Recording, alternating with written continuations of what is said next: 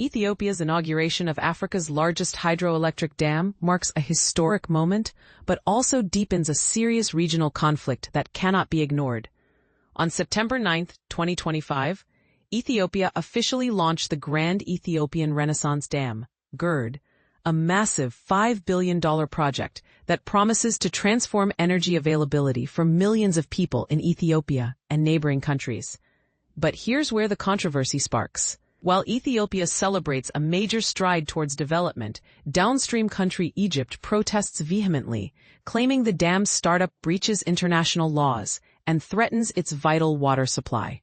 Ethiopia, home to over 120 million people, is Africa's second most populous nation and views the GERD, situated on a tributary of the Nile River, as a cornerstone of its economic growth and energy independence. Since the first turbine began operating in 2022, the dam's electricity output has steadily climbed until, on the day of inauguration, it reached its full capacity of 5,150 megawatts, MW. This output ranks the GERD among the world's top 20 hydroelectric projects, delivering roughly a quarter of the energy of the giant Three Gorges Dam in China.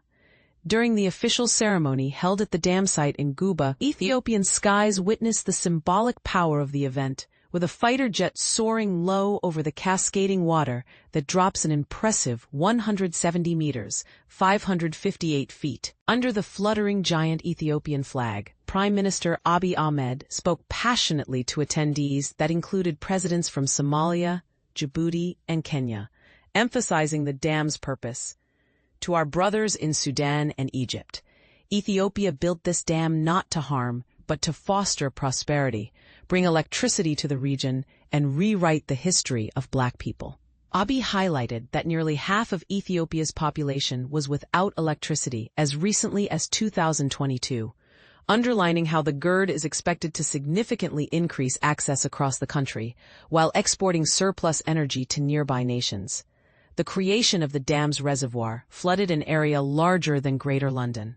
But Ethiopian officials stress that this steady water storage will provide more reliable irrigation downstream and help mitigate floods and droughts, which often devastate farmers. Nevertheless, Ethiopia's downstream neighbors look upon the dam with anxiety. Since construction began in 2011, Egypt has expressed deep concern about how the GERD might limit its Nile water supply, especially during droughts. The Aswan High Dam, built by Egypt in the 1960s, has long been central to Egypt's water management, agriculture, and electricity generation. Cairo contends that the GERD violates historic Nile water agreements dating back to the early 20th century, and has escalated the dispute by appealing to the United Nations Security Council, claiming that Ethiopia's unilateral actions break international law. Egypt's population of around 108 million depends on the Nile for approximately 90% of its freshwater needs, making any reduction in water flow a potentially existential threat.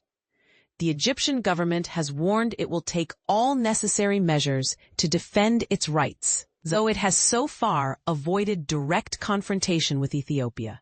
Instead, Egypt has strengthened diplomatic ties with Ethiopia's regional rivals, such as Eritrea. Meanwhile, Sudan occupies a complex position. It supports demands for legally binding rules on how the dam is filled and operated, sharing some of Egypt's concerns.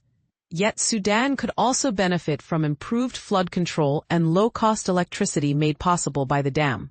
Ethiopia, for its part, insists the dam does not pose a risk to its neighbors. The country began filling the reservoir in stages starting in 2020, carefully timing it with rainy seasons to avoid major disruptions downstream. Independent studies have largely confirmed that so far, the filling process has not significantly reduced water flow down the Nile, thanks to both cautious management and favorable rainfall.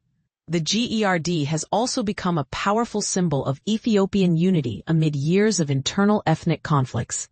Mekdalawit Masay, a water expert from Florida International University, describes the dam as a banner to rally under, showcasing what Ethiopians can achieve when united behind a common goal.